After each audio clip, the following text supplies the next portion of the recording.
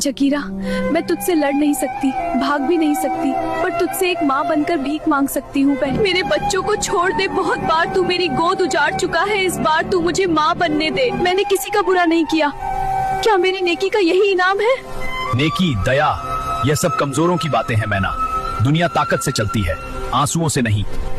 तेरे अंडे मेरी भूख है और भूख किसी की कहानी नहीं सुनती। अगर तेरी भूख इतनी ही बड़ी है तो मुझे खा ले, मेरे बच्चों को छोड़ दे, मेरे सीने में उन्हें पालने की आग है। पर तेरे पेट की आग उनसे बड़ी नहीं हो सकती, वो अभी इस दुनिया को जानते भी नहीं, उन्हें तो ये भी नहीं पता कि डर क्या होता है। मैना, तू सोचती है तू पहली माँ है जो रो रही है? हर शिकार रोता है, हर शिकार गिड़गिड़ाता है, पर शिकारी का दिल पत्थर का होता है।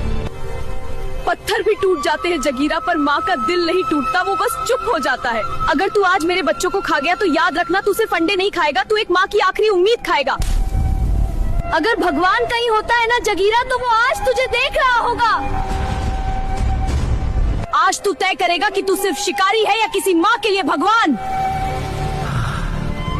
कुछ दिनों बाद जब गौरैया को पता चला कि उसकी बहन मैना माँ बन चुकी है, तो वह खुशी खुशी उससे मिलने चल पड़ी है। लेकिन जैसे ही वह मैना के अड्डे पर पहुंची, उसके होश उड़ गए। वहाँ बिखरा पड़ा था एक टूटा हुआ घोंसला और जमीन पर फैले थे टूटे हुए अंडे थे और जमीन पर मैना के पंख फैले हुए थे। यह सब देखकर गौरैया चिड़िया समझ गई कि यहाँ कुछ भयानक हो चुका है, कि ये उस बेरहम जगीरा का ही काम था। ये समझते ही गौरैया वहीं टूट कर बैठ गई और अपनी बहन मैना को याद करके फूट फूट कर रोने लगी।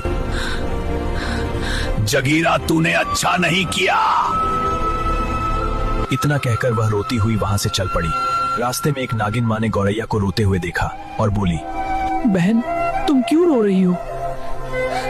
गौरैया चिड़िया ने अपनी बहन मैना की पूरी कहानी उसे सुना दी। इस बेरहम जगीरा का कुछ करना होगा ताकि किसी और माँ की गोद न उजड़ सके। नागिन गौरैया चिड़िया को साथ लेकर पक्षी राज के पास गई।